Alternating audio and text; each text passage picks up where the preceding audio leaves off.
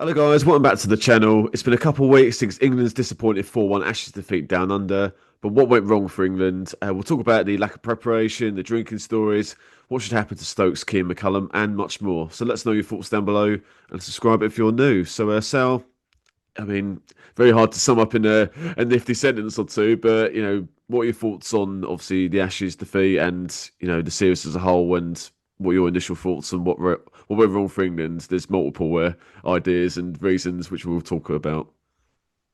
Yeah, I suppose the one word that kind of comes to my mind is just kind of deflating, disappointing. Because I think there was so much hype going into this series, and there was just so much anticipation. And like as an England fan, obviously I wanted England to win, but I was kind of more concerned about or more excited about the quality of cricket on show. And to be honest, I think even if England had won, if they had snuck a win in Perth, obviously won in Melbourne, if they had snuck a win somewhere else, I still feel like I'd still feel quite deflated because the quality of cricket was so poor.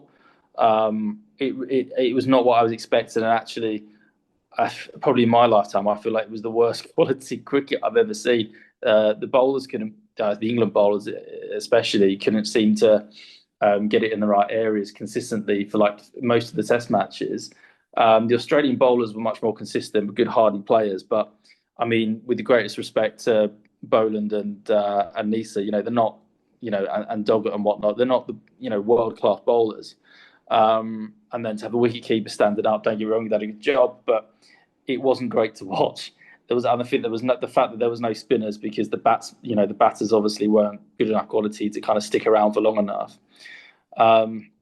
Yeah, it was just really disappointing, and I think made me think of kind of a wider issue of Test match cricket as a whole. Because if England and Australia, or England in particular, kind of falling off the edge of a cliff, like is literally, and Australia have got a very aging squad. I don't know if they've got many players that can backfill those kind of legends of the game that they've got in their squad at the moment.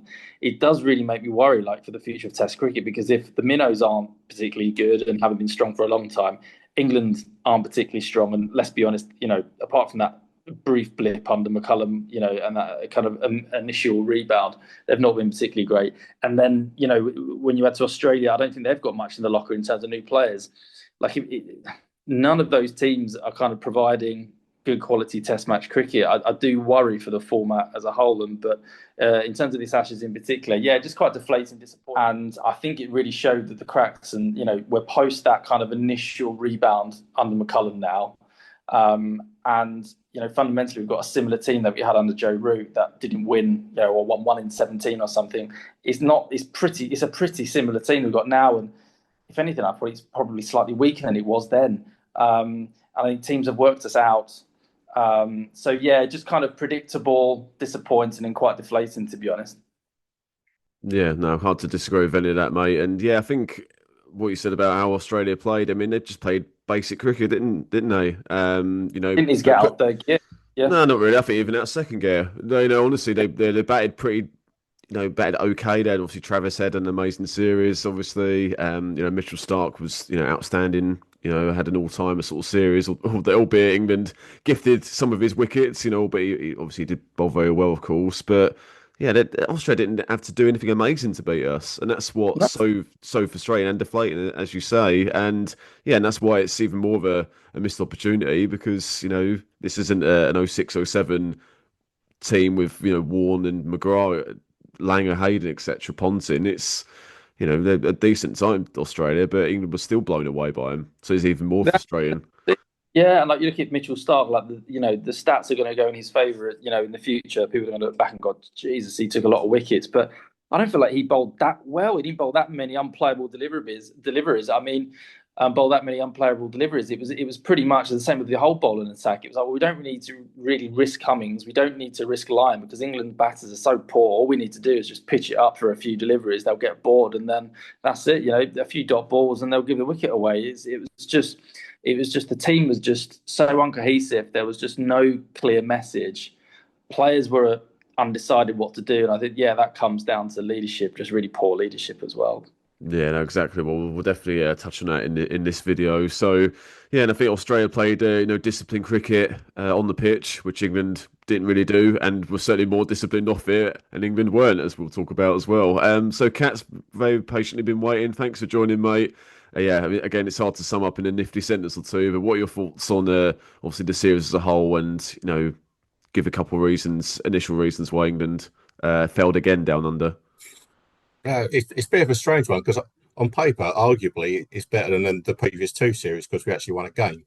But but you look at this arguably feels more disappointing than the previous ones because yet we actually went there with like some hope this time. Like the talent in the team, you kind of look down. There's a lot of talent in there. That bowling attack, which on paper just like wow, it's like there's kind of like three or four 90-mile-an-hour plus bowlers.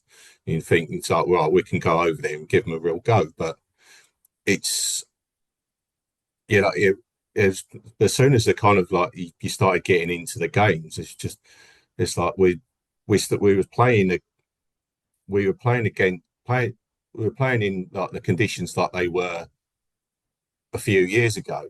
We didn't really pick a side to kind of match conditions. And then those that were there, they weren't match hardened. They didn't have that, and so they didn't have that game awareness. And there's a real inability to kind of read and react to match situations. So there's a lack of game intelligence.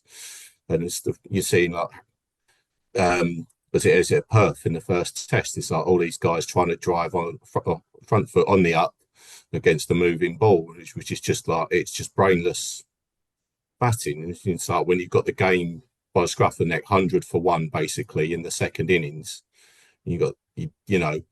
just keep it quiet for a session. It's like you got Harry Brook trying to kind of hit everything. Feels like trying to hit everything for 6 or 4 or something like that. And it's Ollie Pope constantly trying to kind of like trying to force everything away off the back foot, and Zach Crawley it's like you see him do the same things over and over again, and it's like and watching this batting lineup and just think it's like there's no adaptability there, and it just kind of showed us like there was a real kind of muddled thought process, and so it was just really disappointing in that respect. And the bowlers is just like they saw a couple of pitches that had pace and bounce, and just like let's get involved and just try and just try and like that pretty length that they bowl is kind of like back of a length, kind of that's where they can see the ball going through chest high to the keeper, and it like looks fantastic, but that's not how you bowl on Australian pitches. And they got Travis, they bowl into Travis Head and Jake Weatherall, two batsmen whose main strengths are square of the wicket, offside, and you just keep And like feeding any other left-hander in history of Test cricket. Exactly. I mean, Jake Weatherall was probably the easiest opener in world cricket after Zach Crawley to bowl to. You bowl full and straight to him, hit him on the pad, he's out. He's got such a glaring technical weakness, but there was just the bowlers just didn't seem to figure that out. It's like this, like the Aussies always seem to be getting off to a start. It's just because of the inability to just do like this, the basics of Test match bowling, which is hit the top of off stump. Yeah, If you talk about Boland and Nisa, it's like they're not express quick, but neither was Glenn McGrath, but he ran up, hit the top of off stump, and if you're asking the batsman to play, and the ball does a little bit in that kind of off stump area where they're not sure whether to play or not, you're going to get wickets more often than not. And it's like our bowlers were incapable of doing that, and there are probably pre-issues regarding preparation that goes into that, which I'm imagine we'll come on to later. It's led us on nicely to that, Cap. Yeah.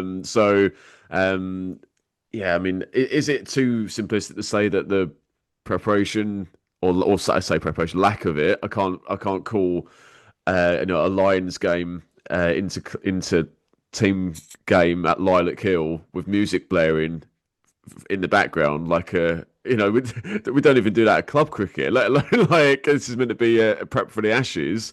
I think Jonathan Agnew on TMS said that I think it was the date in July or whatever the press release come through where it was revealed what England's prep was going to be like playing that Lila Cool game and then obviously New Zealand one day tour. He said that was the date where he thought that we wouldn't win the Ashes, even though his prediction later on he did predict England to win. But like, is it too simplistic to say about the preparation? Did that cost England? Sal, do you want to go on that one first? Yeah, no, I understand the logic of why they didn't prepare more because they've had some success, albeit against weaker opposition. But in tough environments like in Pakistan, they literally turned up, played a Lions game, won 3-0 against a decent Pakistan side. So I personally, part of me thinks it wasn't really the preparation. A lot of the players have already played in the Big Bash. They've already played in Australia before. I don't feel like that was it. So I can understand the logic of Baz McCullum trying not to make the tour a bigger deal, not to try and make it an Ashes tour, just to try and make it another tour so the players can play naturally and freely and, play their, quote unquote natural game. I get that, but I think what they didn't take into account, I actually think it was the psychological issue for them. I actually think the preparation, it was rubbish, but whether they'd played against like a second, third string Australian side somewhere else, I don't feel like that would have had too much of an impact. I actually think it was the Australian media that they weren't prepared for. I think it was the Australian fans that they weren't prepared for. I think it was the way Australia played that they weren't prepared for. I think it was more of a psychological issue as much as it was a technical one in terms of preparation. So, yeah, I can understand the logic of not preparing more. And actually, let's be honest, if England would have picked a couple of state sides to play against, Australia would have done what they've done previously and just given England like a third string team of 70 mile an hour dobblers to face that. They wouldn't have really got much out of that. To their credit, they did try to book the Wacker, but I think it was that they weren't allowed to book it or something. But fundamentally, I think the issue was psychological. And I actually think so with these sort of series, there are like small things that can happen that can change the course of an entire series. And I think that Travis head knock in Perth, had he not made that knock, had England Castle, someone just bowled one of those deliveries to get him out early, England would have likely won that game. I think if England would have won in Perth, they would have got some confidence. I think psychologically they would have been pretty strong. I think they would have been pretty much set for the rest of the series. So I think it was, for me, I think it's oversimplistic to say it was a lack of preparation. And actually, I feel like it was they weren't prepared psychologically as much as anything. And I think you could see in their faces they looked like a different team playing. And whether they'd prepared for 3 months before that game, they would have still got to that first Ashes test with all the hype, with the fans, with the media, with the newspapers, with the pundits. And I think they would have still struggled. Yeah, no, no, some good points, mate. I think, that's what's frustrating about this series is, despite that lack of preparation, England were in such a strong position in Perth, as you said earlier, Sal. A 100-run lead, effectively in the second innings, and we blew it, and then like the game was over a few hours later. So, all this, Yeah. and if England did take the lead, which they should have done in Perth, then all this tour of the preparation would have been irrelevant. But the fact that we lost, then we obviously lost the first three. I think it's more the bowlers is probably more where it's been affected because there was this graphic that come up on TNT's, disappointing coverage to put it kindly. But one of the graphics, the interesting ones they put up was, the amount of overs that the Australian bowlers have bowled in the Sheffield Shield. I think they played 2 or 3 games possibly in the lead up to the series. Obviously Labuschagne got runs as well, forced his way back into the team. And the difference between their bowlers and our bowlers, before that first test was like, incredible, really. So I don't think that, and I think the bowlers did bowl a bit better as the bowled well in Perth the first innings, but struggled, and then eventually towards the end of the series, we actually did a bit better. But But then again, I think even with that notwithstanding, like they're experienced enough bowlers. Like it's not rocket science. Like just pitch the ball up. And actually, you could argue that first innings England had against Australia, they bowled pretty well. They put the plan in place and they did really well. They had a lead. it was the batsmen that lost the game for England there. You know, Yeah, and the 100 runs bowlers were tired having to bowl in it again like the next do day. you know what I mean? Getting much of, to bowl like that, bowling, banging it in, real pace. Like, you can't just have a break for a few overs and then have to go out and do it again. You know, it's tough. And I think again, like it's psychological, mentally quite tough as well. But even, with the bowlers, like just it looked like they didn't have a leader. They just kind of lost any kind of leadership. They didn't know what to do. They looked like rabbit in the headlights. But like with the bowling, like for me, like again, it doesn't matter like how many like games they've played before. Really, like just it's not rocket science. Like just where to pitch the ball. So there was like for me anyway. There was a bit of a deeper issue there in terms of leadership, which is where I think the problem lies. Yeah, and I think well, obviously the injuries to Mark Wood didn't help, and we ended up with bowling in the last test or two, like Carson Tongue bowling, opening the bowling, they don't even do it. So like, Yeah. no wonder that was a big problem. Kat, what are your thoughts on the England's preparation or lack of it? Yeah, I think. I mean, like time's gone past. It's like teams have gone out there and played like 3 or 4 first-class games and kind of and still got walloped. But I think it's more the fact is that it's it's kind of getting miles in the legs of bowlers, and it's like although you can bowl in the nets, you don't have that feeling of kind of bowling, standing around in the field and kind of building up that match fitness, so to speak, of kind of the adrenaline of kind of being involved in the game and the ups and downs of a game, kind of being attuned to that. When you look at a fair amount of our attack barely played any first class cricket in kind of the months leading up to it. It's like you know, there's like a group of bowlers who are kind of like quite physically fragile. We have quite a lot of injury problems. Like Mark Wood, he's incredible bowler, probably the 5th fastest England's ever had, ever. But his body is just continuously letting him down, and if you don't play like a proper game or two in the warm up, you assess kind of where your bowlers are at, and it's kind of because there was like a gap from like maybe like August, September until like November when they played again. It's like not really bowling in a game. So he's going to start bowling. He's just kind of like pitching the ball up and kind of in the nets and sort of, but the net conditions that you're bowling on are not necessarily replicate the pitch you're going to play on in that first game, there's different lengths you kind of bowl on different surfaces. So you'd need to kind of play and practice on a surface which is relatively similar to what you're going to face in a game. Because you say right, hit the top of off, but hitting the top of off at Lilac Hill or a slow low pitch is different hitting the top of off at Perth, where you have the ball fuller length, so to speak.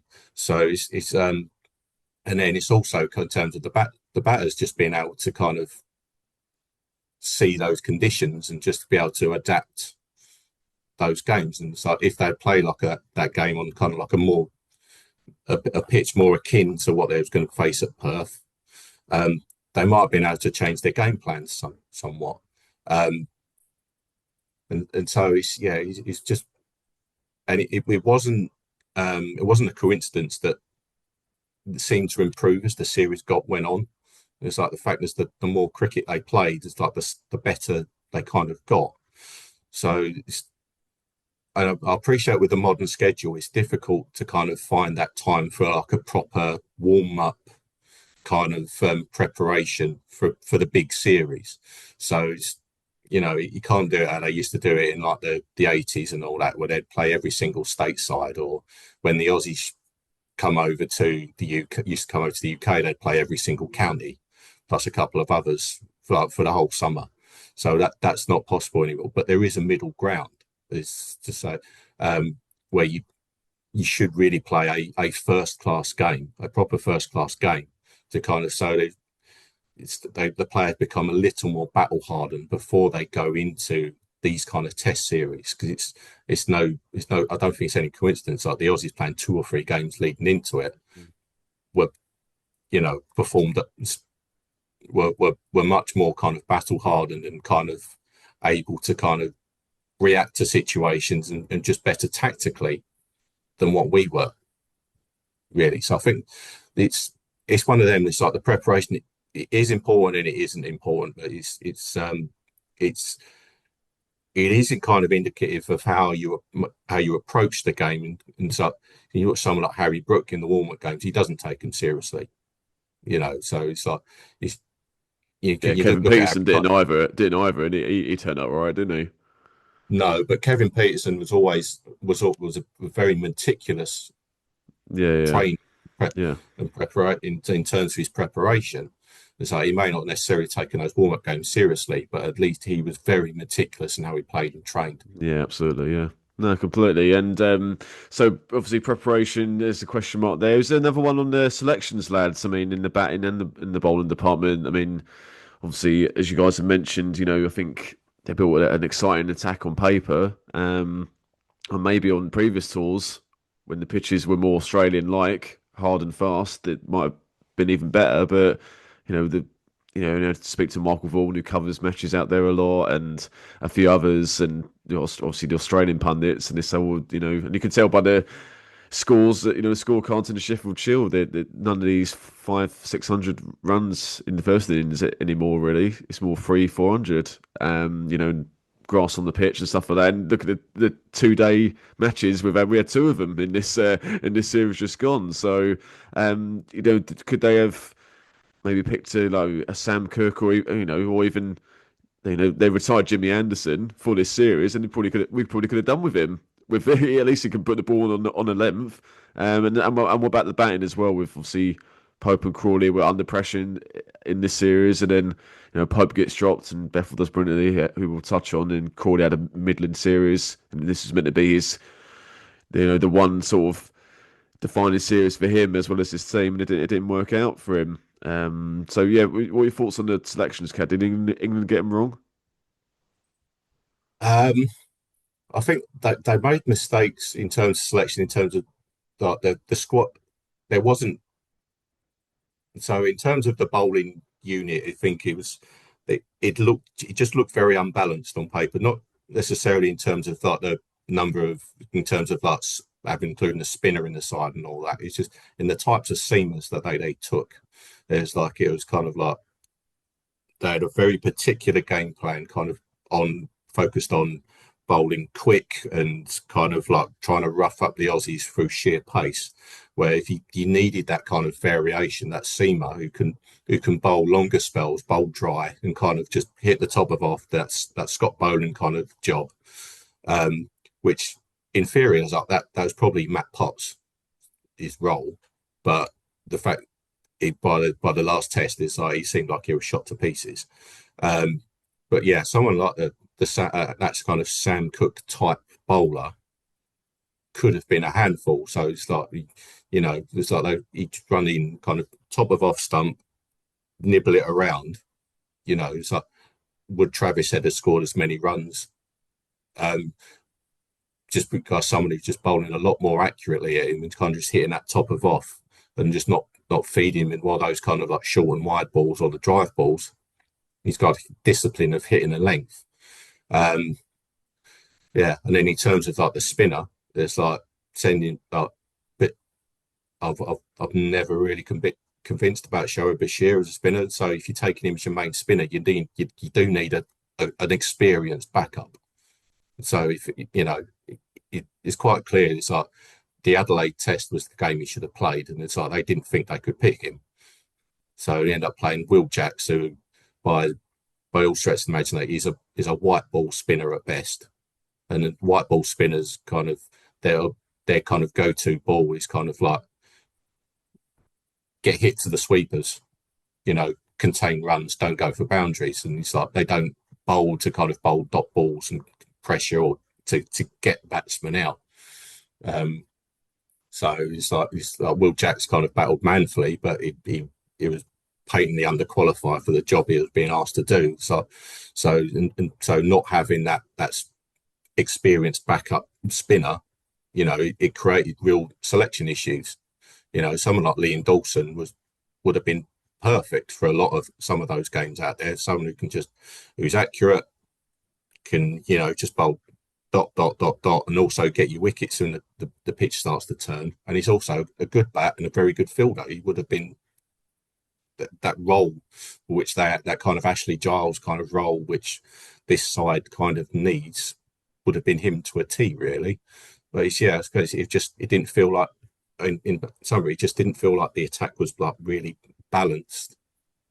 Yeah, no, I agreed with that. And what do you think, Sal, on the squad selection before the series and obviously the selections during it? Yeah, I think it showed how inflexible I think Baz McCullum is and has become. And I know there's been talk about, oh, they should have reached out to Darren Lehman, Michael Vaughan about the Australian pitches. I mean, fundamentally, they just need to go on YouTube and have a look at the green tops and have a look and see how quickly the games are finishing. And look, I think if Mark Wood and Jofra Archer had been bowling for the last year or two in a really good spot, looking absolutely supreme, then great, play them. But it just felt odd to risk Mark or to play Mark Wood, considering how much he hasn't played, and have him as your kind of key bowler in a series where you just need someone to, pitch it up and hit the top of off. I suppose the only worry is that I think, and this may be why they're inflexible, is they know that they've put all their eggs in this basket. And I know, like Flintoff with the Lions, Baz McCullum Stokes, they just want pace, pace, pace, pace, which is fine, but you need a variety. And I don't think there are many international quality bowlers in the English system that would have been able to come in, apart from maybe Sam Cook, and just kind of pitch up and hit the top of off. So I think it really showed how inflexible they were. And I think really, even irrespective of skill, they needed to pick some more leaders. I think McCullum and Stokes, I think that leadership dynamic relies on players taking accountability for themselves and not being told what to do. And then I think over the last few years, you've seen Wokes, Anderson, Broad retire, big leaders in the team that would have kind of really pushed the culture that Stokes and McCullum would have wanted. And actually, I think Stokes has found himself at a bit of a loss now because he's lost all of those leaders, and he's found that those players that are left just don't seem to have that same drive and motivation that the old players do. And I know we're talking about preparation, but for some of those players that aren't white ball players that weren't playing in the New Zealand series, like what was stopping them going to Australia, playing a bit of grade cricket? If the idea is just to get used to the pitches, they should have taken some responsibility for themselves as well and said, do you know what, I'm going to play 3 games of grade cricket. I'm going to go over, or I'm just going to acclimatise. I'm just going to have some, spend a bit of time over there first and really make sure I have a really good series and give a good account of myself. But it doesn't feel like any of those players are really interested in doing that. It feels like they all need to be led. And I think that's why Stokes just looks so knackered at the end. Yeah, Yeah, no, Ollie absolutely. Robinson was over there playing a bit of great cricket, wasn't he? So it's like quite easy could have called him up, but yeah. Yeah, I think I think I'd have Robinson back in the team, but I think his time as an England player, especially with Stokes in charge, I think it's probably over for now. Yeah. Time we move on to the key question, lads. What should happen to Ben Stokes, Brendon McCullum, Rob Key? It always seems to be the case that with every Ashes review, Richard Gould, the ECB CEO's recently said there's a review is going to be, well, it's already underway, and like to think someone will pay the price for this. Ashes, debacle as such. But yeah, Sal, we'll go with you first, mate. What do you think should happen to Stokes, McCullum, and Key? Well, it's a bit of a moot point because I feel like whatever you do is the wrong decision. I feel like if you get rid of them and replace them, the existing Test match players will resent the new coaches because they presumably will not have the same level of freedom that they have now under Baz McCullum and Ben Stokes. So then you might have a lot of people saying, I don't really want to play, I'm not enjoying it anymore, similar to as it got towards the end of Joe Root's tenure. But if they stay, it's pretty clear that Baz McCullum has said, I am not going to be micromanaged. I will do what I want. I'll do what I want to do. But really, so fundamentally, he's got to want to change. If he's willing to change and off of his own back, actually say, yeah, we got this wrong. We're going to be a bit stricter. There is a bit of a balance. We probably went a bit too left field, and the players just psychologically are not in that space to respect that level of freedom, then I think, okay, fair, that might work, but that's very blue sky thinking, and I don't think that's realistic. And actually, I think, let's be honest, when Baz McCullum took over, England were at probably the lowest point of their test. The test team was as poor as it's ever been. 1 win in 17. They didn't know how to win. They looked kind of all gone of confidence. So really, I don't mean to downplay what Baz McCullum did, but I feel anyone coming into that, the only way is up, as Yaz said in the 80s. But so the only way is up, really. And I feel we've got to the point now, I think he's getting a little bit found out. And I don't think he had many answers. He's quite inflexible, unwilling to listen to others' advice. And yeah, I don't think he's actually done that much. We've never beaten India. We've never beaten Australia, home or away. And we haven't got a great side. We haven't got like a vision. We haven't got anything. There's no kind of culture or no kind of no brand of cricket anymore. When he first came in, it was just smash everything. Okay, great. And actually there were sparks of that against India, where England saw off Bumrah pretty well. But yeah, got to Australia and it was all kind of out the window. And I think they tried. They're just not good enough. So I think Baz McCullum playing that aggressive manner was probably the only way he could think of England being successful with such a kind of, I suppose, like a slight lack of talent. Taking out like the likes of Joe Root, Ben Stokes, and whatnot. But I feel like personally there needs to be a change. But I just hope they don't go too far the other way and find a balance. And I think they need to say to these players, like, to be honest with themselves, like, you're not playing the best cricket you could do. And I think under a different leader, I think the likes of Jamie Smith and some other players would actually play much better cricket. Yeah, no, good points, mate. And to be honest, I watched I've seen it a few times, but I watched it again recently. Was the Edge documentary, obviously on that successful England Test team that went to #1 in the world. I think there's shades of it in this team. There's some talented players there, but obviously there's drinking stories, which we'll come on to in a minute, and not playing disciplined cricket enough. And obviously they brought in Andy Flower, and everything changed. And they become the world's #1 team. But yeah, and I think there's shades of it with this team. Maybe they need a bit more of a disciplinarian. Yeah, potentially. Right, I need to head off now. You got Rob Key wants to get hold of you, mate. Dad, I wish. Or Richard Gould, one of the two. Yeah. So Kat, what are your thoughts on what should happen to as to say Stokes, Key, and McCullum? What are your thoughts? I think you kind of out of the three, you look at Stokes is probably the one that seems kind of like most adaptable, and I think he's the one that's kind of like where the pennies seem to have dropped. As say, it's like so you look at that kind of his comments and like the second, third test onwards, he's saying it's like no place for weak men, and and then also kind of like what he said at the end of the fifth test, where it's was too many players playing 3 out of 10 percentage kind of cricket, it's like low percentage cricket, suggests that it's like the penny has dropped for him, that they need to kind of tweak the tactical approach. I don't think it's necessarily. I don't think necessarily need to throw the baby out with the bathwater here. I think it's not a case of rip it up and start again. I think it's just something that just more needs some tweaks and adding some nuance to the approach, rather than just kind of like what Bazball is typically represented to be, which is kind of like this sort of kind of running towards the danger and kind of like ultra aggressive and things like that. So it more needs dialing down a little bit. So I think Stokes will stay, but as long as his body holds up and allows him to continue playing. I think Rob Key, I think he's I think the penny's kind of dropping for him as well, and you think he realizes he's kind of made a few mistakes here, and kind of in terms of like the preparation, kind of the management and the culture and all that as well. I think the real one is kind of like the Brendon McCullum, whether he is as open to change as the other two. I feel the other two are. Some of the comments that he made in the aftermath of the fifth test is suggest that he seems to be quite inflexible with his approach. He's kind of a my way or the highway kind of approach.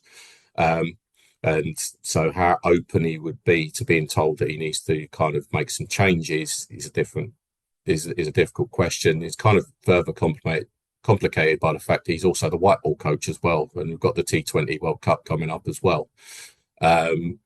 So on the same token, that may also simplify things, because if we don't perform very well in that, then that might make the decision a whole much more simpler, and just say, okay, thanks for the memories, Baz, it's time to move on. So it may be that kind of look to kind of subdivide the test and the white ball coaching roles up again, because I think it needs someone in there who is a bit more of a disciplinarian. So you don't need necessarily like a real kind of like sergeant major who's going to starts dictating that players need to be in bed by 10 p.m. every night, and not allowed to drink and all those kind of things. But it just needs a little bit of rebalancing there's a culture in there as to like accountability and things like that. So it's so I think out of the three, I think Brendon McCullum is probably the most vulnerable one out of them. I wouldn't be surprised if he does go. I guess watch this space and we'll see. Yeah, no, absolutely, mate. I wouldn't disagree with any of that. I think it's a no-brainer. I think Ben Stokes has to stay as the Test captain. I think obviously it's been rightly pointed out. I think some of his tactical decisions on the field were questionable at times, but he can't really blame him. He had, he was our best bowler, and he had an underperforming team, and we've seen the stories that have been released recently in the Telegraph from Nick Holt and Will McPherson about he wanted players to join in for a run, and I don't think many did, and all that kind of stuff, really. So, I think, but yeah, and we play as a better team with Stokes as the skipper. I think that's been proven when like Ollie Pope's taken over, for example. So I think Stokes has to be the captain, and I was okay with Keane McCullum staying on, because we don't want to. This always seems to happen at the end of every away Ashes defeat, but when you see the stories of obviously the Noosa trip and what happened with Harry Brook in the New Zealand one day ODI series, he's very lucky to be still the captain of that, by the way, in my opinion. And like someone's got to take the blame for, and it seemed like a stag do, really. Like it was. I mean, if you're going to Australia, you've got to have a good time. But you professional cricketers, it's not a good look. So someone's got to take the blame for it. It's someone's fault. Who that is, we'll find out. But I think, if you're right about the World Cup coming up, if we fail that, then there's an argument in there. McCullum should be sacked from both the Test team and the white ball team, because we've regressed under his white ball leadership. So that might be easier. But if we do really well, then I'd be up for McCullum staying as the white ball coach, and if someone else take the Test captaincy, split it, as you say, I'd be more than happy with that. But if we have another poor white ball tournament, which we have recently, then I think the coach has definitely got to go, and then what happens to Rob Key, we'll find out, I guess. But I was, as I say, I was more than happy for all three to stay, but after the revelations that we've been released recently, it's not good enough, and something's got to change. Yeah, the thing is that McCullum isn't particularly a coach. His coaching career is overall, look at his franchise work as well. It's pretty underwhelming. He hasn't really. He said he said himself he doesn't do throwdowns and stuff, does he? Yeah, I think this and the kind of team that we have at the moment, it kind of with the lack of leaders and that in there, I think it demands a slightly different kind of coach, that someone who can kind of impart those kind of like technical and tactical kind of tidbits to players to help bring them on, and I think if anything that kind of lends itself to, I think McCullum's time as Test coach is probably up.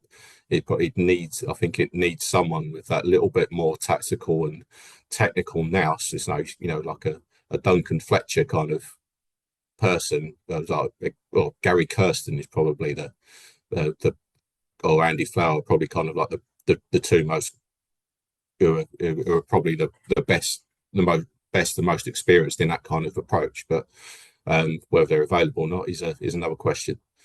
Yeah, well, I don't think. No, absolutely. I don't think Gary Kirsten will be burned again. He's applied twice for the job already. I don't think he'll apply for a third time. And of all people, mentioned Kevin Peterson, and he's actually endorsed Andy Flowers to be the Test coach. And I never thought I never thought I'd say those words. Obviously, Peterson really fell out with him with Flower, but by the sound of it, Flowers changed as a coach. He's been very successful in the franchise tournaments with, I think, Trent Rockets was it, and the 100 and the other teams, and Yeah. IPL teams and whatever. So yeah, I wouldn't be. Yeah, and as I say, it's shades of like 2009 before he took over. Underperforming players, and they're ill disciplined off the pitch and on it as well. Whereas obviously under Flower, within like what was it, 2 years, we become the world's number one team. So and that's what's so frustrating, Cat, with this series defeat and the India drawing away is that, well, India aren't a powerhouse at the moment. Obviously, well, they are off the pitch, but like they're not a great Test team. Australia are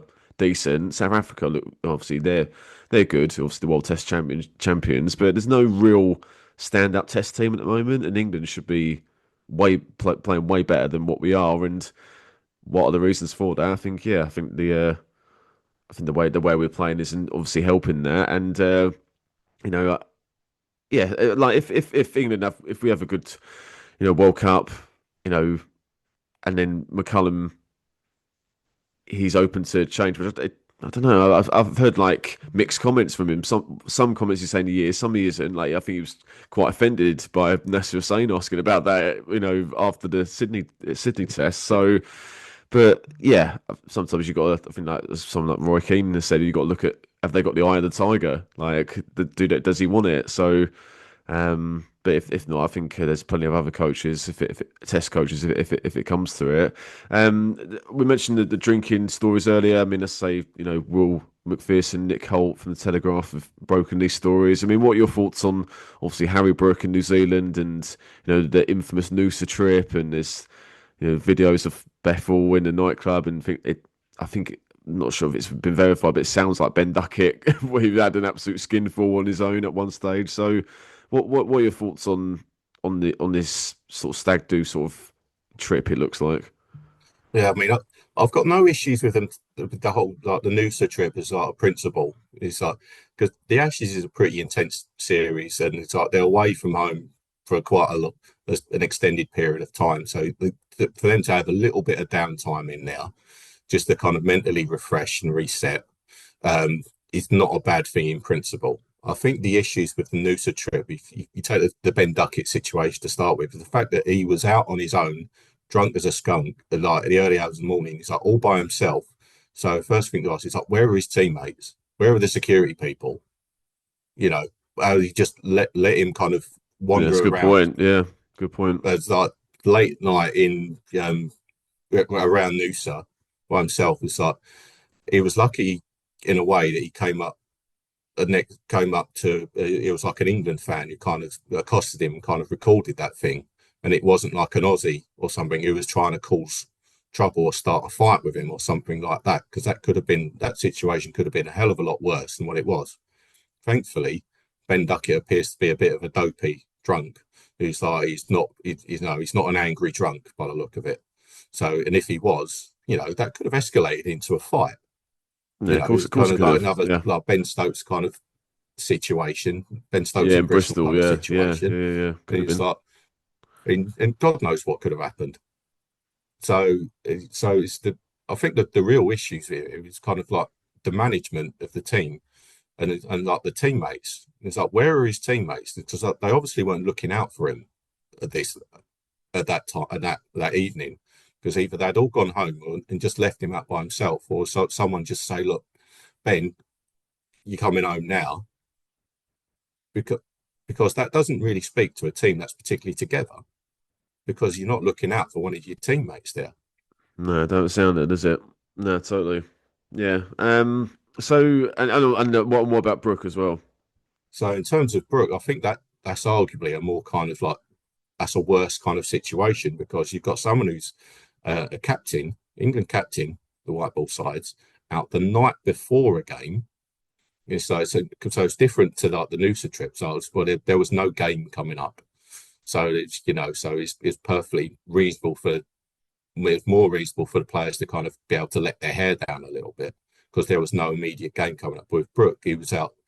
He was on the source the night before a game in which he's the captain, and he's trying to pick a fight with a bouncer allegedly, and so and it's like if that's your leader, and that if he's one of the leadership group, he's vice captain of the test team as well. He's kind of indicative of like of how the team kind of approaches the game on the field as well. It's like, so what? It's just kind of, I'm just going to do what I want, and and to hell with the rest of the team. So arguably, I think Brooks should lose the vice captaincy of the test side and the white ball captaincy.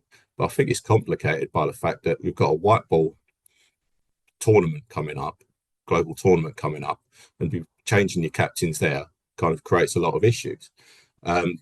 But he set a terrible example in terms as a leader, kind of to the playing group, and um, it's just really dopey behaviour. To be doing that the night before a fixture. I mean, you know, club cricketers they might have a skinful the night before a game, but it's like us turning up a bit hungover for a Sunday friendly is a bit different to an international captain turning up a little bit hungover to a one-day international. And which, if you look at the game in question, is like we were like 20 off for four or whatever, having kind of batted first. And it's like, and Brooke didn't get many that day. So you really have to question his kind of like his professionalism and his attitude here. I think that's so this arguably is the worst of the two issues, really. So I think this hopefully this will do to Harry Brook what the Bristol incident did for Ben Stokes. We'll get that wake up call and going, right, I need to sort myself out here and start taking this a bit more seriously and start being a bit more professional. Ben Stokes, since that 2018 game, the 2017 Bristol incident has been a hyper professional and team man, and he's like the ultimate professional. Whereas before then, he was seen a little bit of like a little bit of a lad, and there's a little, and he wasn't as professional as he could have been. So hopefully that happens to Brooke, and it's like just gives him that wake up call to Yeah, sort himself out. yeah, no, no, completely. And yeah, look, most people have done some rubbish shit, dumb shit over the Yeah, years, and regretful moments in their lives. No one's perfect, and you're right to bring up Ben Stokes because he only has to look across in the change room and on the pitch and look at someone who's turned his career around. Really, because I think Ben was he was the Test vice captain at that particular time, and he was yeah, stripped of it, and rightly so. And yeah, I think Harry Brook is a very very lucky boy. He is so lucky. I mean, that is. Uh, it's a farce, really, how this has all happened. And, I think and it's probably clear. I mean, it actually ended up with decent figures in the Ashes, but I mean, he probably played under a cloud knowing that this was probably going to come out at some point. Because obviously that story was only broke a couple of weeks ago. So, obviously the New Zealand tour was before the Ashes. So, yeah, it probably did it affect him.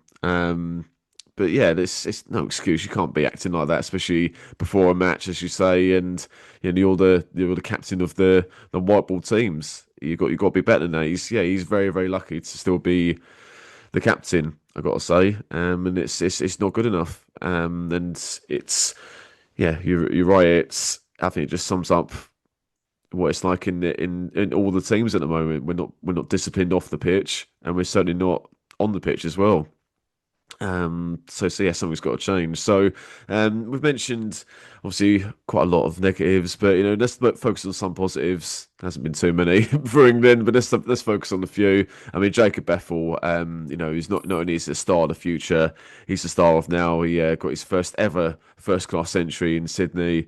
He just looks the part, doesn't he? He carried on not from the one-off India test he played, but certainly from New Zealand a year ago.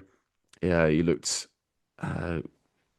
born to play in the number three role for England, and the way he played against Australia in that fifth test at Sydney, and he didn't go crash bang wallop, played nice and controlled, Joe Root-esque, innings really. Yeah, he's eventually he's taken the number three spot from Ollie Pope, and I think we finally found our number three batter for years to come, eh? Yeah, I mean, he, the biggest compliment you can pay him is like he looked like a highly experienced Test match batter, kind of someone who knew his game. And the fact he's probably, he played what 10 or 11 first class games in total, including like Test matches and that, or it's not many. He hasn't played a lot of domestic first class, so it's like he looks like he knew his game, and he's like he batted at a lovely tempo. It's like it wasn't crash bang wallop, but it's like he knew where his off stump was. He was tight in defence. He's he's got got a cut, a pull, cover drive, and he got a clip off the legs. And he's like he was really disciplined, waiting for the ball to come into those areas, and he was able to kind of leave or defend balls which were not in those areas. So and that is red ball batting, kind of long form batting. He's got that discipline to kind of I'm gonna be patient and wait for the ball in my areas. So you compare that to someone like Zach Crawley, who just looked like he's played 60 odd tests, but he looks like he's played the same test match 60 odd times. So he doesn't look like he's learned or developed or anything like that. And whereas Jacob Bethel's got this is his sixth or something like that, is it? Or sixth test, fourth or fifth test, something along those lines. And he looked like he he's kind of he's progressed. He's kind of moved forward. He knew what he was doing, and he's kind of it's really pleasing to kind of see. It's like there's that he's a real natural knack for the red ball game, and he looks like someone that you can kind of build that batting lineup around. So yeah, he was phenomenal. Yeah, so yeah, absolutely. No, definitely, and I think with the bowling, I think Josh Tongue has proved himself to be a serious red ball bowler in the obviously first class cricket and in the tests he's played, and yeah, for me, I think the way it's been going with our bowlers, I think Archer's obviously fitness permit has to play, but I think Josh Tongue's got to be the next one on the list. He's a wicket taker, isn't he? Yeah, absolutely. It's like he came in and then he was able to kind of bowl that kind of like wicket taking length, and he was hopefully kind of like he bowled a consistently fuller length than a lot of the other bowlers did. And he was, you know, how many bowlers can say that Steve Smith's their bunny? So I don't think there's anyone in the world who can say it's like they've got Steve Smith in their back pocket, but he's got him out several times now. There's not through just like getting him to hook one out to deep backward square or something. He's nicked him off, got him LBW, all that kind of thing. So he's properly got him out. And it's like you say, yeah, Josh Tongue is probably the one to kind of build that seam attack around. Whether he's kind of going to be consistently a new ball bowler moving forward, it's hard to say. But he's, you can build that bowling attack around him now. And and you say, yeah, you can keep Archer fit, and yeah, you've got those two. You can kind of build a real good real good seam attack around. So yeah, absolutely.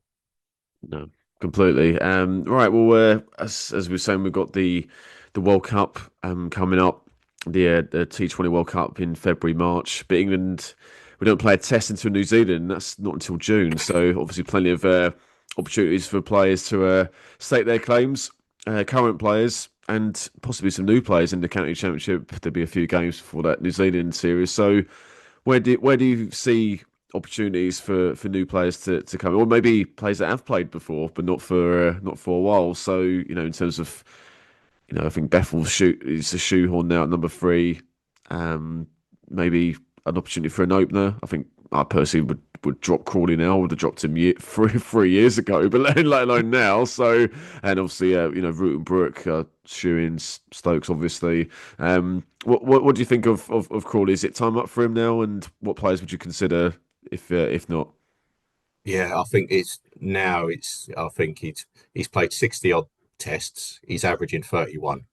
They keep talking about this high ceiling that he's got, Yeah, but and he he's averaged like 27 in this series that was meant to define him.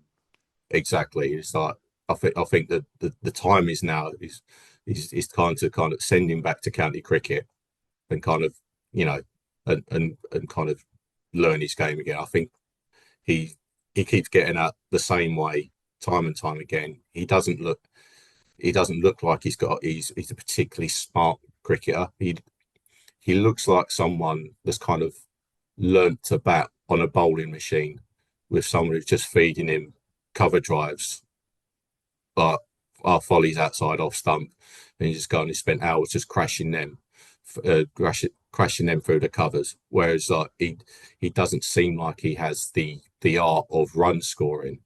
He can play all the shots, but he doesn't seem to have the art of building an innings.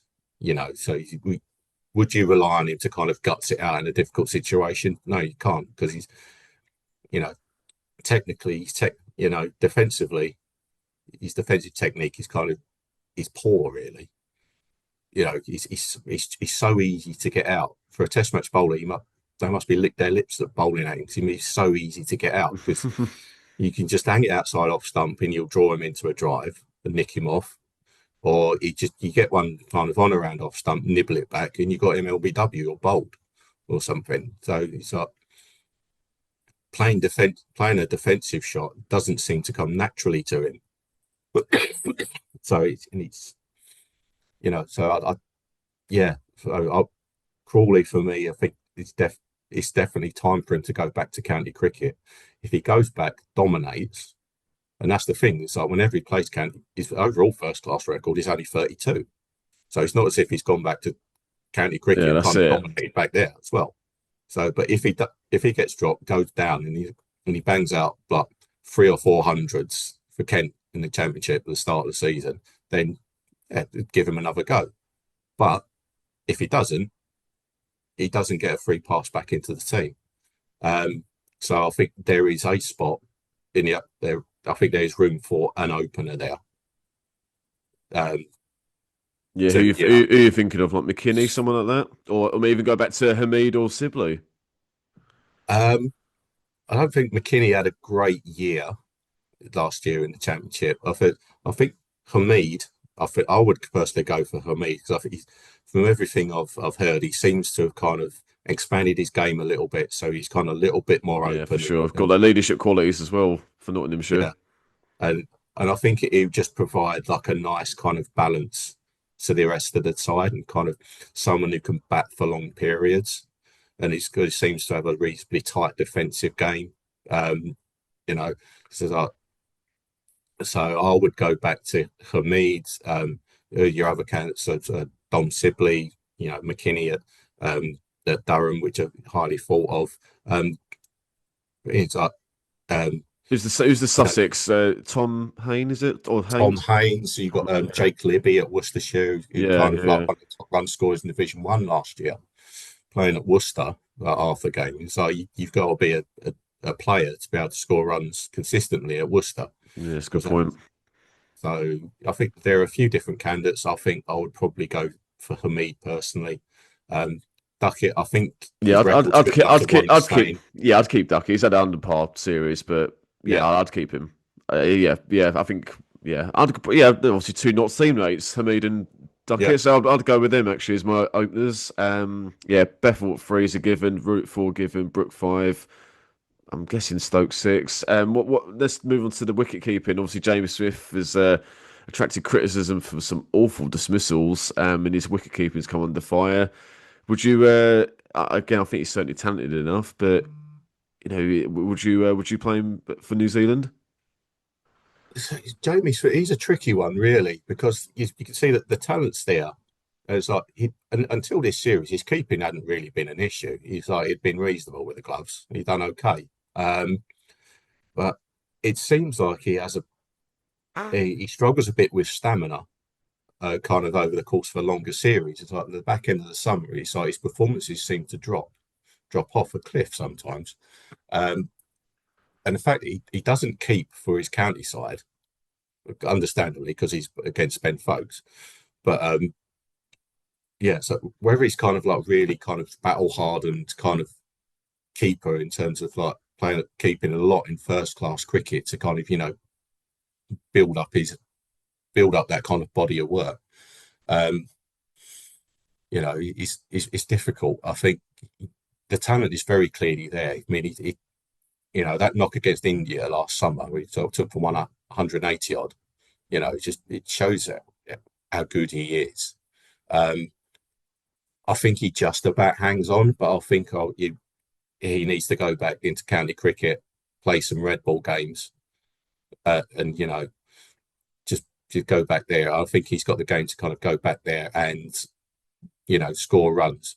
I think there are issues with his defensive technique that he needs to tighten up on, because there seems to be a big gap between bat and pads. Very susceptible to the ball coming back into him, which is there's a couple of dismissals where he's kind of bowled through the gate. So if he can tighten that up, then yeah, I think he's. I would probably for now I would probably just about keep him around for now. So he probably just about holds on, but he needs to go back and score some runs in county cricket and kind of keep Yeah. regularly. Yeah, it's a tough one because talent wise, and I think obviously batting ability wise, I think I'd have Jamie Smith in the team. But where do you put him without the gloves?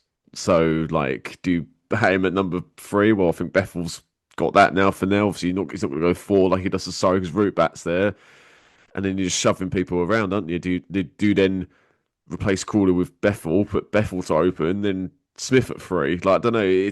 Are we moving the pieces around too much? So, and then Well, the other alternative could be is like he goes 6, Stoke goes to 7, because yeah, Stoke's yeah, his all rounder kind of role, and it's like that gives him a yeah, that's little a bit good point. of a Yeah, break.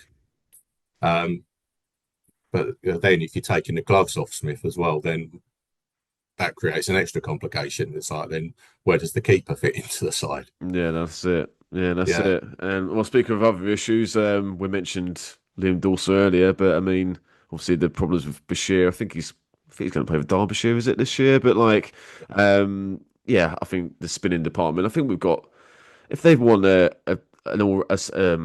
spinner that can bat. Well, we've mentioned Dawson. He should.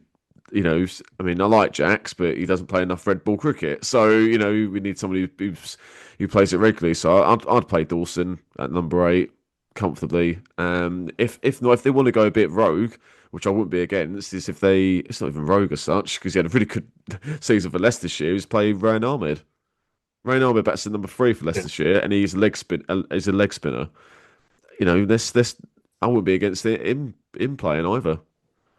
Yeah, I think I think it all depends on kind of what role you want that spinner to do in the team. So I think Liam Dawson is that kind of like, he's that Ashley Charles type bowler who can kind of keep an end type, kind of go for like 2.5 and over, and just allow guys to rotate from the other ends. But I think Ryan Ahmed, he's probably more of an attacking bowler, more of a wicket Yeah, taker. yes. So it depends on kind of what you want that spinner to do in the side.